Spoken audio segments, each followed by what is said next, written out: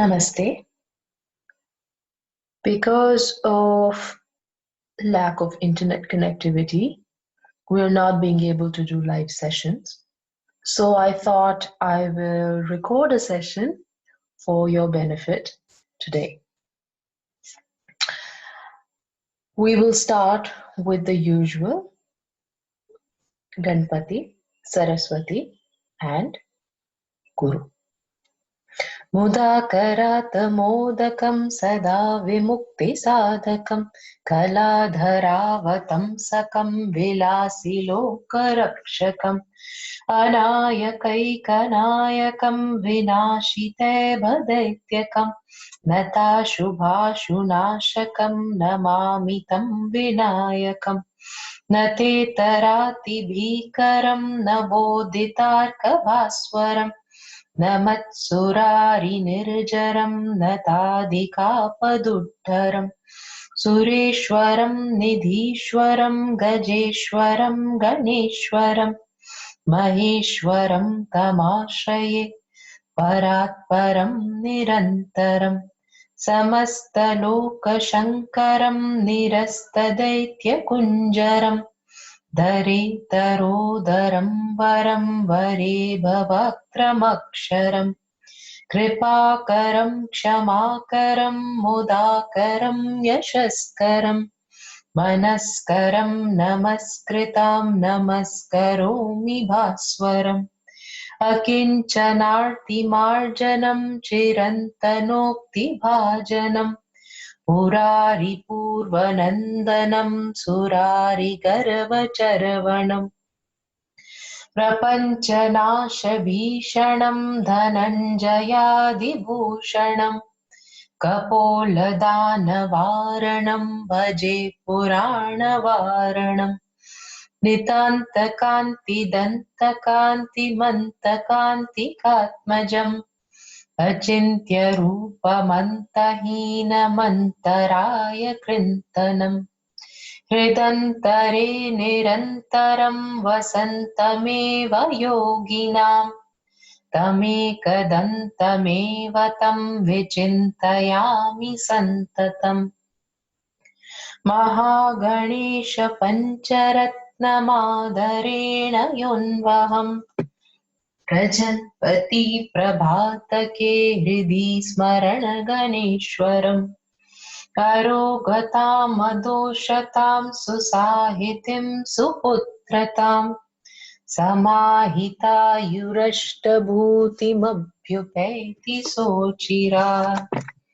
समाहितायुरष्टभूतिमभ्युपैति सोचिरात् समाहितायुरष्टभूतिमभ्युपैति सोचिरात्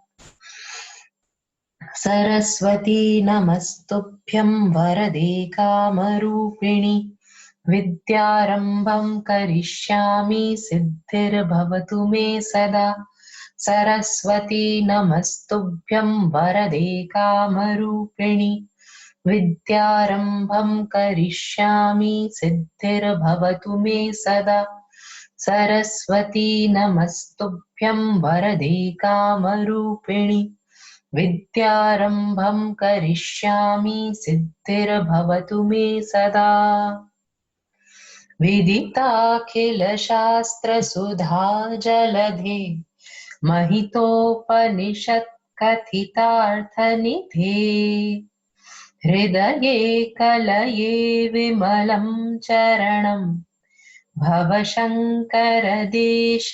मे शरणम् करुणावरुणालय पालय मां भवसागरदुःखविदूनहृतम् रचयाखिलदर्शनतत्त्वविदं भवशङ्करदेशिक मे शरणम् करुणावरुणालय पालय मां भवसागरदुःखविदूनहृतम् रचयाखिलदर्शनतत्त्वविदं भवशङ्करदेशिक मे शरणम् भवता जनता सुहिता भविता निजबोधविचारण चारुमते कलयेश्वर जीव विवेकविदम् भव शङ्कर देशिक मे शरणम् भव एव भवानिति मे नितराम् समजायत चेतसि कौतुकिता मम वारय मोहमहाजलधिम् भव शङ्कर देशिक मे शरणम् सुकृते विकृते बहुधा भवतो भविता समदर्शनलालसता अतिदीनमिमं परिपालय माम् भव शङ्कर देशिक मे शरणम् जगतीमवितुं कलिताकृतयो विचरन्ति महामहसचलतः अहि मां शुरिवात्र विभासि गुरो भव शङ्कर देशिक मे शरणम् गुरुपुङ्गवपुङ्गवकेतनते समतामयतां नहि कोऽपि सुधी शरणागतवत्सल तत्त्वनिधे भव शङ्कर देशिक मे शरणम् विदितान मया विशदेककलाम् न च किञ्चिन काञ्चिनमस्ति गुरो धृतमेव विदेहि कृपां सहजाम् भव शङ्कर देशिक मे शरणम् भव शङ्कर देशिक मे शरणम् भव शङ्कर देशिक मे शरणम् भव Shankar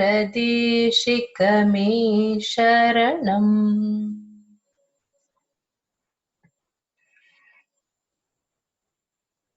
Today, I want to talk a little bit about what constitutes a good student. There are many texts in our philosophy that define the characteristics of a good student. And one of the characteristics that is it kind of pops is this characteristic called Shraddha. We understand the word Shraddha to usually mean somebody who's devoted, right? We understand the English translation of Shraddha to be of a person who's full of devotion, a person who has faith.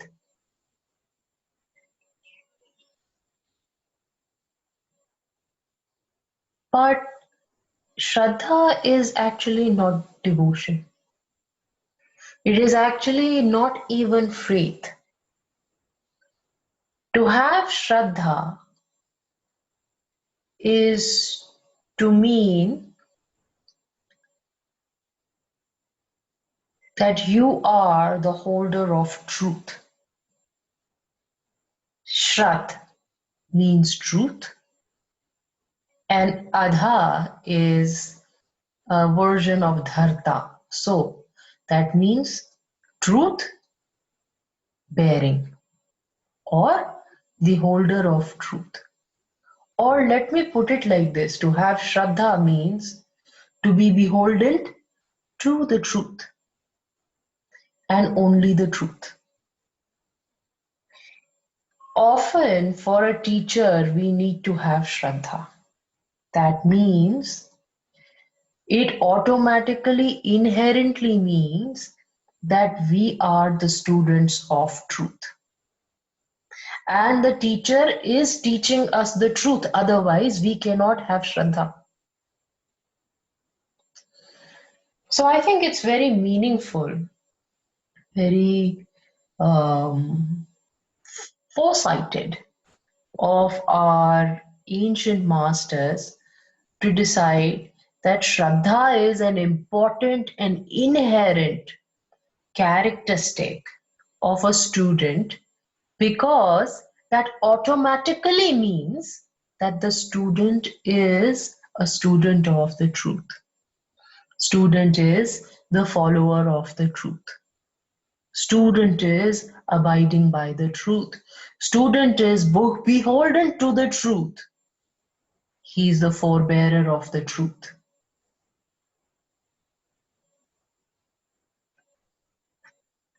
That means a true teacher is the teacher of the truth. Only then they can have students who have Shraddha. The other characteristic that is usually described as a very big characteristic of a student, which is also reflective on the teacher. So all of these characteristics that we see that are being illustrated or illuminated or described in various texts as characteristics of a student, they automatically reflect on the teacher. It doesn't mean that the student is on his own responsible for this. It means the teacher is equally accountable for this. The other characteristic that I was coming to, just like in Shraddha, we have truth. So the teacher has to be a teacher of the truth for the student to have Shraddha. So the second characteristic is Virya. Virya, in simply translated, means valor. Why would somebody need valor? Why would somebody as a student need valor?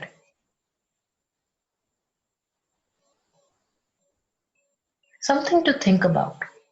Why would a student need valor?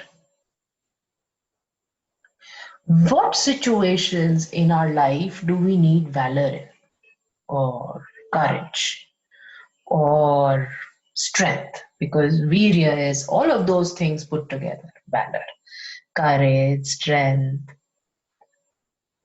determination.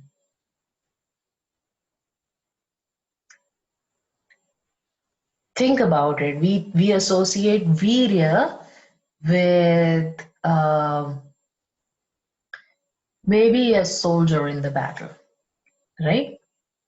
A soldier in the battle is supposed to have courage, supposed to have valor, right? Now, why would he need valor? He would need valor because he's going to come across circumstances that are undetermined. They can be surprising circumstances. They can be in undulating scenery. They could be firing from the opposite side. It could be physical disability. It could be debilitation. It could be grief because you lost the soldier next to you. It could be despair because you lost your supplies of food. All of these things are on the undulating landscape of a battlefield. And here in our text, we are told that the student should have this quintessential characteristic of virya, characteristic of courage. Because learning is, or learning the path of truth, is no smaller feat than fighting a battle. Yeah, it is like fighting a battle.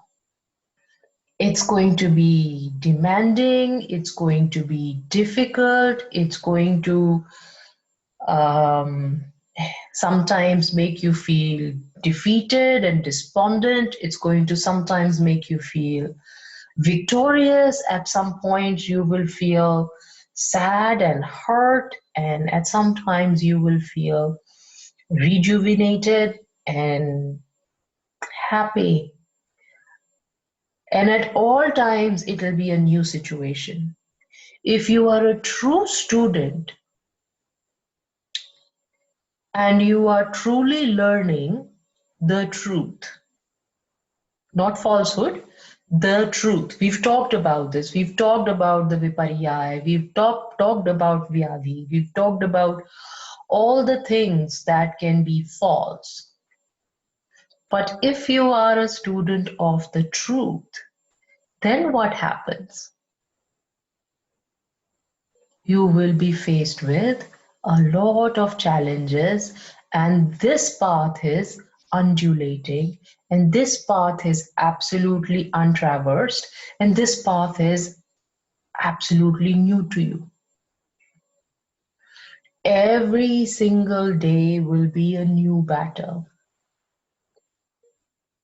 You could have good days and you could have bad days. You could have hard times or you could have happy times. Every single day you will be tested. If you are the student of the truth, every single day you will be tested. And every single day you have to pass that test and come back the next day. So, being a good student means you have to have the courage. And being a good teacher means you have to have the courage too. Why will a teacher need courage? It's like, you know how mothers sometimes continue to feed the children or help the children beyond their, no, pamper the children beyond their need to be pampered. Even when the child is capable of walking, they'll pick them up and carry them in their laps. Even when the child is capable of sleeping on their own, they will continue to help them sleep in with them. Even when the child is able to have top feed, the mother will continue to feed them.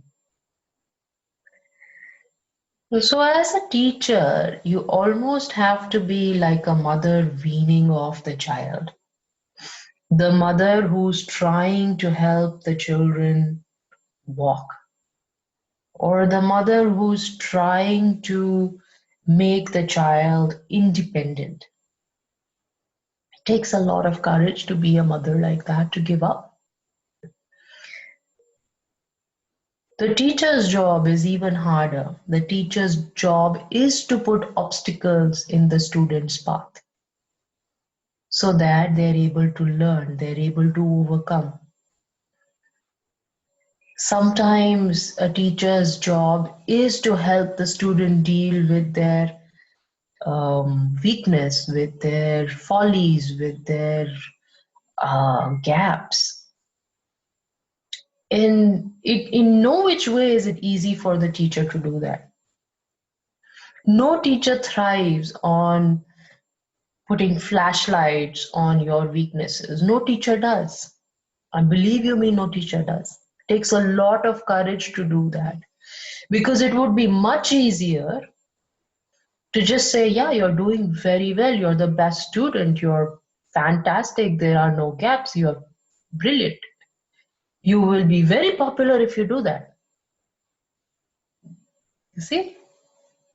Very, very popular if you do that. If you say the thing that the other person wants to hear, you would be very popular. But the courage that is required from the students, similar kind of courage is required from the teacher, because without that courage, the teacher will not be able to teach the truth. Because the teaching of the truth requires that the myths of the falsehood should be broken. Yeah. And there are so many falsehoods that capture the mind and heart and understanding of a student that it takes a lot of courage to break those falsehoods. Yeah. Sometimes your students will cry because you said something really hard. And as a teacher, you don't want that, but they will. And that is good for them. They have to have the courage to see the truth. And as a teacher, you have to have the courage to show the truth. Works both ways. So the first one is Shraddha, and the second one is Virya, courage. That takes us to the third one.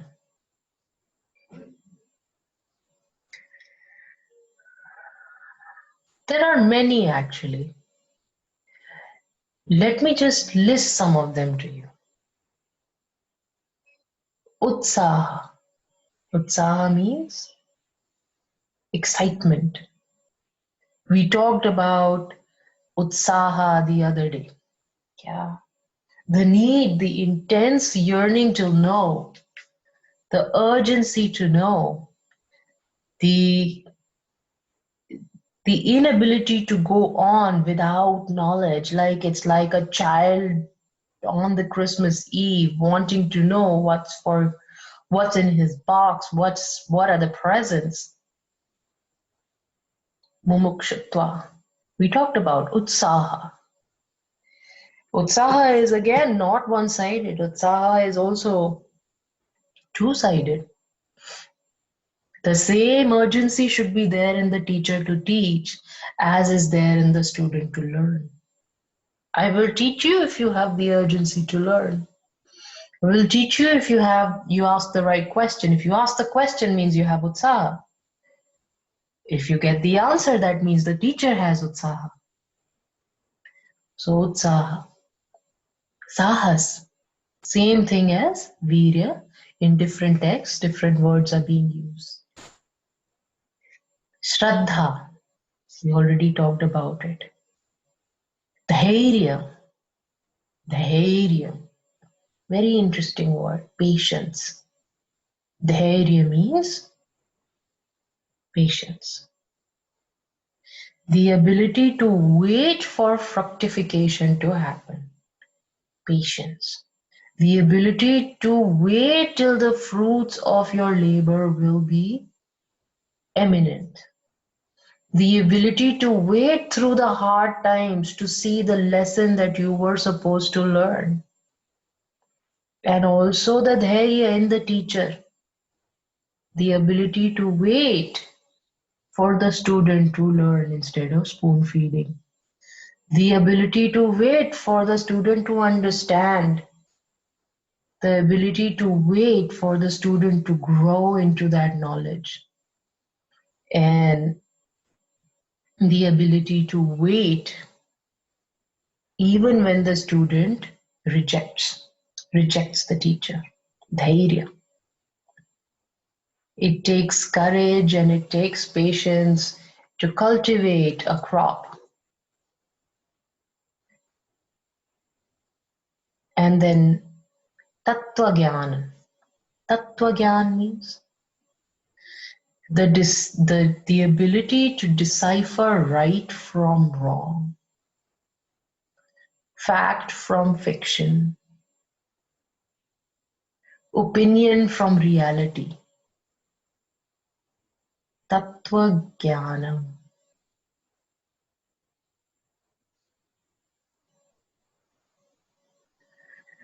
Many times we see in this world, people are very enticed, very excited about what is the image versus what is the truth. Oh, this has such a beautiful packaging. Inside it is only cholesterol and potatoes. Yeah. So the ability to decipher what is right from what is wrong. Also, the ability to prioritize and understand what is good for me and what is not good for me. What is useful and what is extraneous. When I go into the state of sannyasa or vairagya, I should know what is not useful so that I can relinquish it. I should know what is not true so that I can relinquish it. So, tattva jnanam.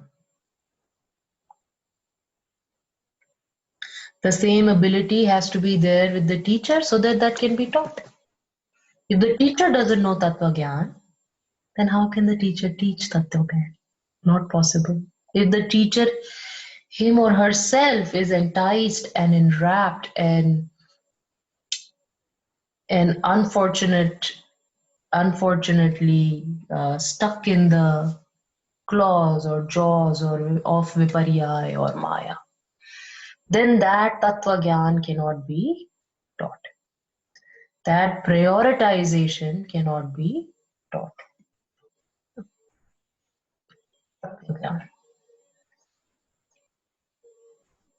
Smriti.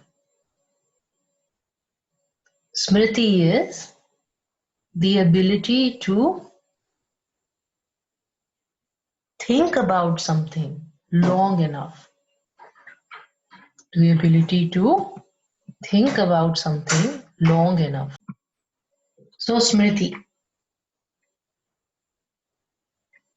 not only does the student have to deliberate on what is being taught or what is being communicated or what is being explained, but the teacher's job is manifold. The teacher also has to have this ability to remember the student's psycho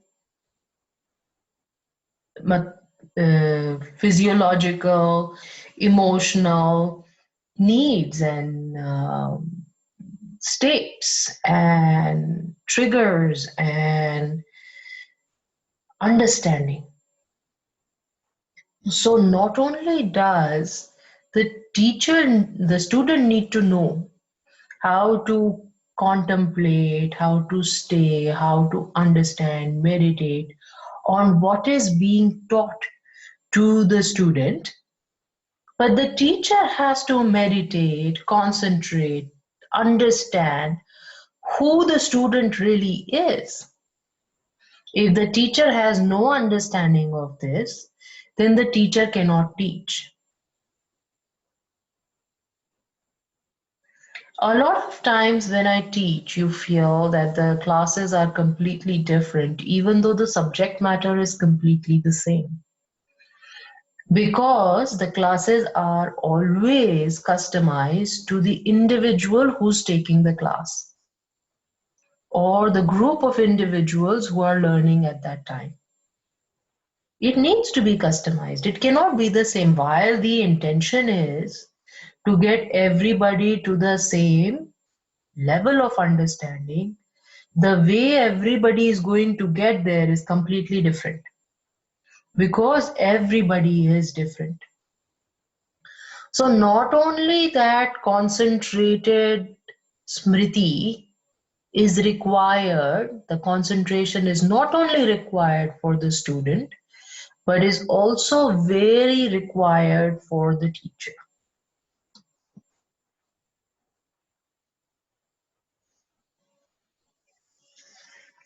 So we did Shraddha, Sahas or Virya, Dhairya, Tattva Jnanam, Smriti, Nishchay.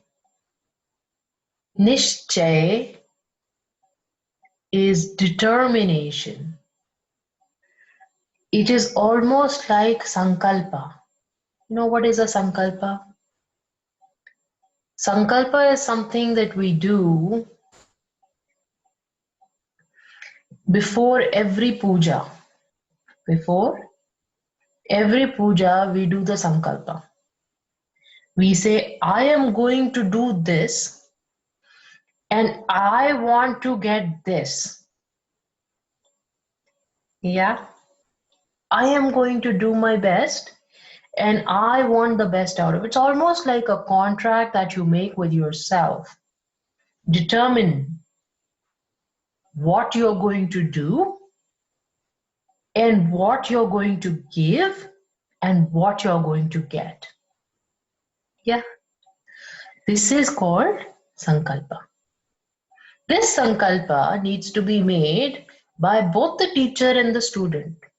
This is a long-term process. Learning is a long-term process. So if the teacher is not committed or the student is not committed, it cannot happen. This teaching cannot happen. Any kind of sadhana cannot be taught if the teacher or the student are not prepared. So we have to have nishchay or a sankalpa or determination that we will see this through. Because it takes a long time. I have been teaching for 8 years. There are students who have been with me for 8 years. There are also students who could not last 2 classes. So, Nishchay is to forge a commitment for a long period of time because it takes a long period of time for you to actually change. Yeah, long period of time for the individual to transform. Till the transformation is through, the commitment is not fulfilled, it's not over. Nishchay is a requirement of that sankalpa to see the commitment through. From both the student as well as the teacher. This is very interesting. This one I really like. Jan Sangha Parityaga. Jan Sangha. Jan, people. Sang, contact. Parityaga, to relinquish the contact of common people.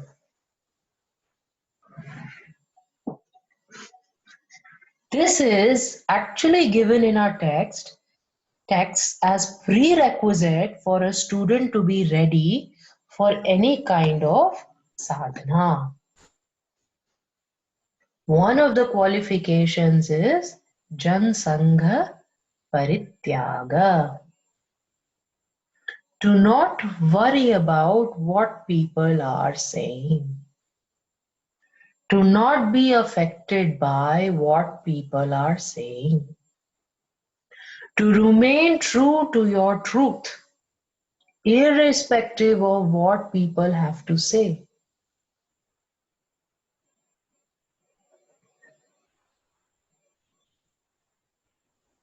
Your truth or your understanding of truth, you have to be true too. So a lot of times, if you understand that getting up at 4 o'clock in the morning is the right thing to do, you will start doing it.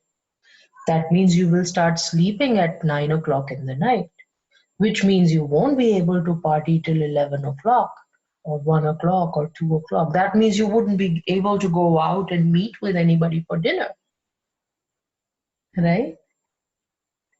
Say you decide you're going to have one meal a day. that means all your outings or 90% of your outings with friends are gone because you will not be able to eat with them. You probably are eating your one meal at 12 o'clock or 1 o'clock in the afternoon or 4 o'clock in the afternoon. So it's very hard for you to socialize in this case because you're not eating with them. Say you decided that you're simple, it's not even complicated. You're going to go to the gym between 6 o'clock and 8 o'clock. Again, a lot of interactions that happen between 6 o'clock and 8 o'clock, therefore, you will have to forego. So, Jan Sangha Parityaga means it will require some kind of sacrifice of your interaction with the common people.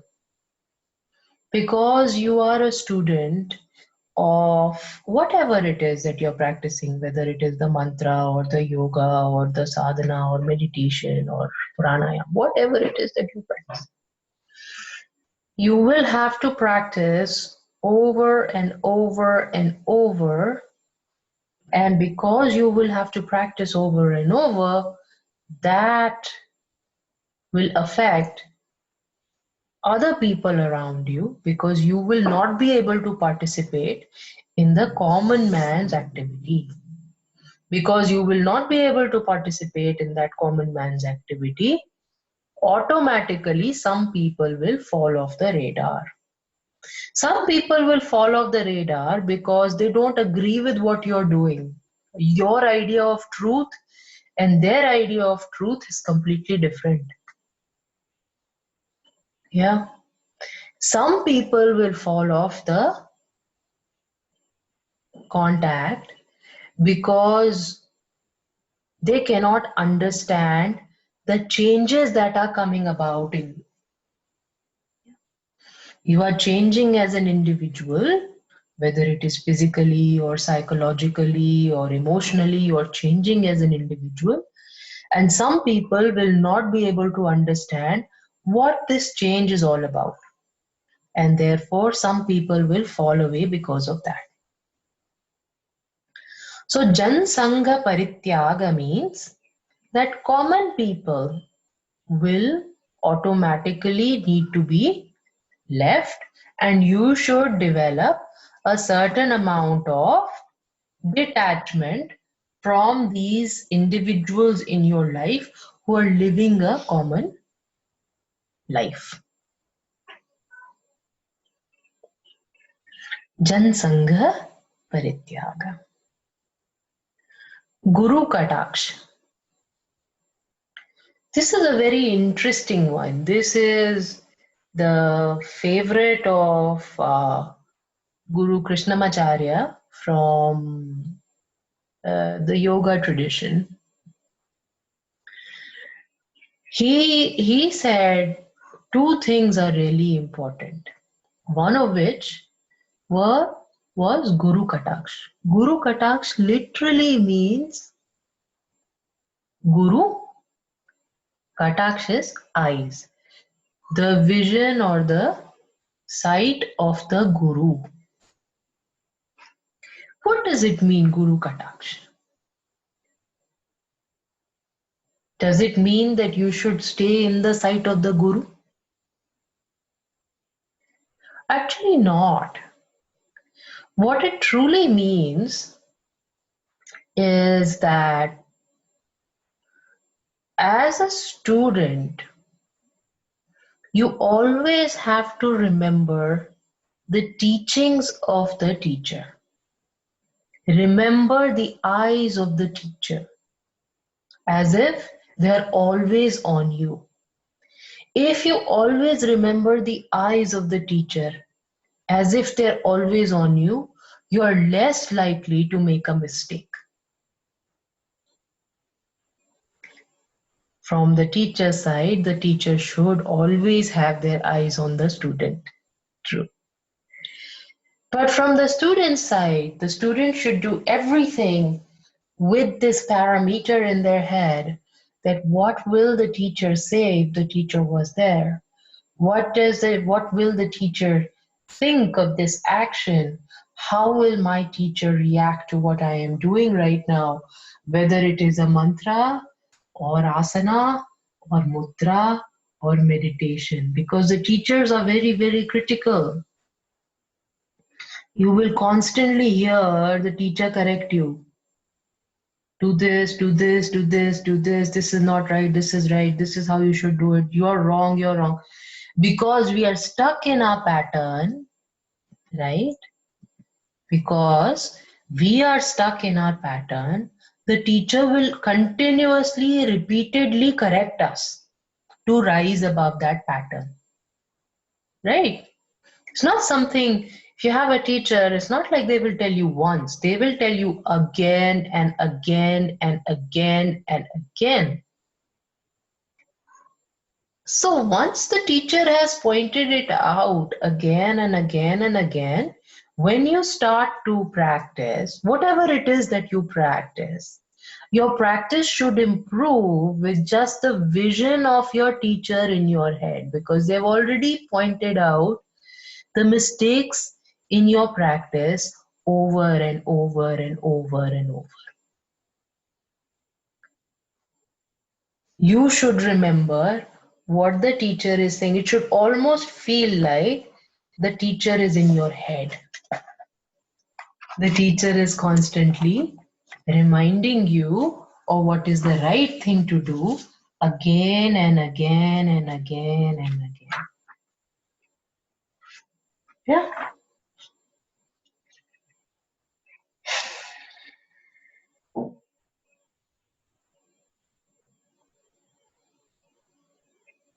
And the teacher should also always look out for the student.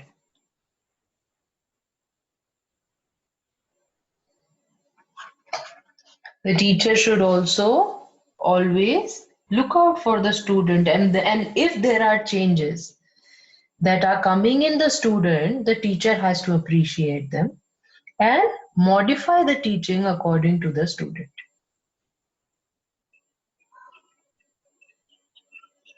Yeah. Cannot be the same. It cannot continue to be the same. Guru Kataksh is again both ways. The teacher has to be willing to change according to the student, and the student has to be willing to change according to the teacher.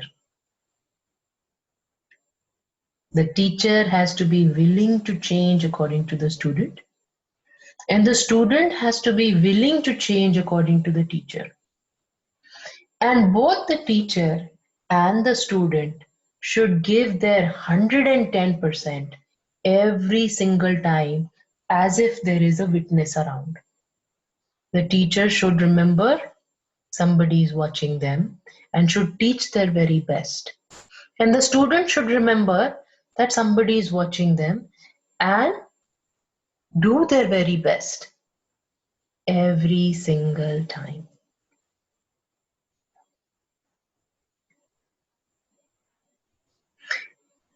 And last but not the least, Ishwar Anugraha. Again, the great yogi Krishnamacharya suggests Ishwar Anugraha. What is Ishwar Anugraha? Or grace of the gods. Gods don't give selective grace to people. Right? It's not like they are gracing some people and they're not gracing some people.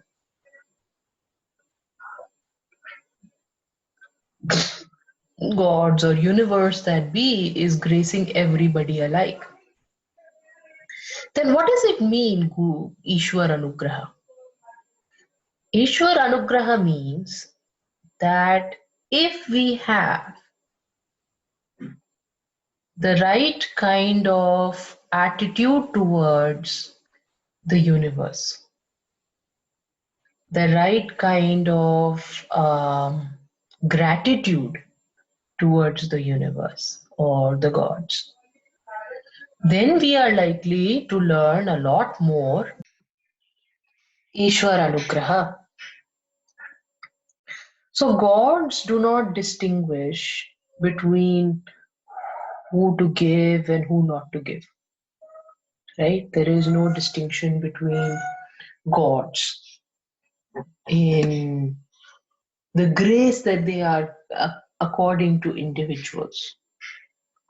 But there is definitely a difference in the individuals in the acknowledgement of that grace that is being accorded to them. Yeah.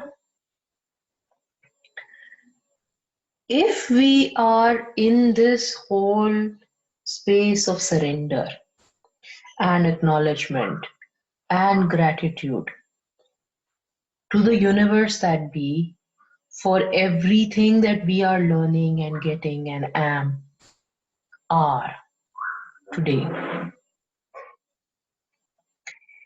then our situations in life will look different to us as compared to those who are not.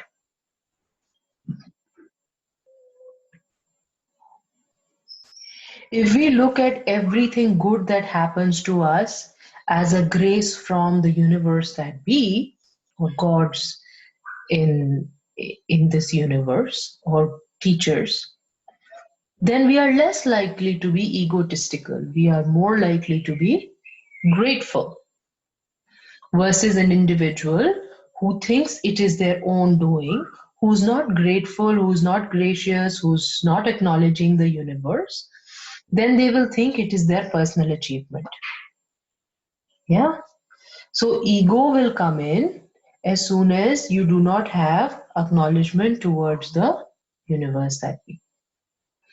Similarly, if there is a tragedy that befalls an individual who's always grateful, then they will be able to accept that tragedy and um, reconcile with that tragedy much easier because it is by the grace of the gods or universe that this has happened. So there must be some lesson, something to learn, something to do in this tragic event.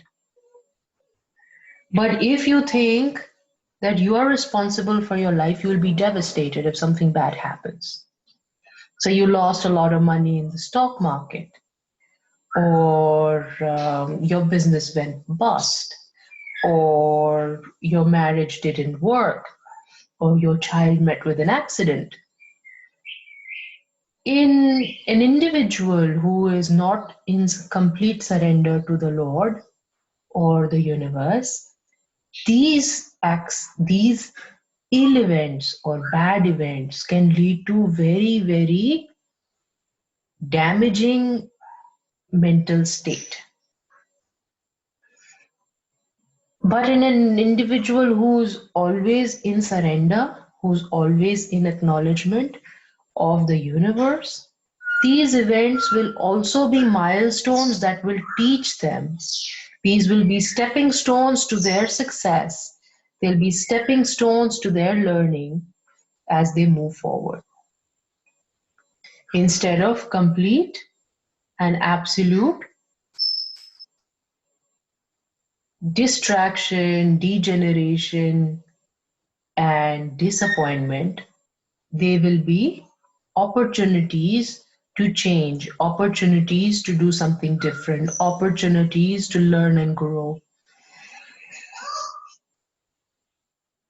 God is not discriminating in the grace that they are according to individuals from one to another. It is the individuals who look at this grace differently. Like sun is not discriminating when it is falling on all of us. But if we are in acknowledgement of the sun all the time, then we will not find it hard to go through the rains or the winters because we remember what the sun looks like. We remember what it feels like. We remember to acknowledge it. We are very happy for it to be there in our lives. But for those people who constantly crib about weather, these are those individuals who have never looked up and never acknowledged sun for its grace and have never been grateful, have never been filled with gratitude for this beautiful energy to be present in our lives. Yeah.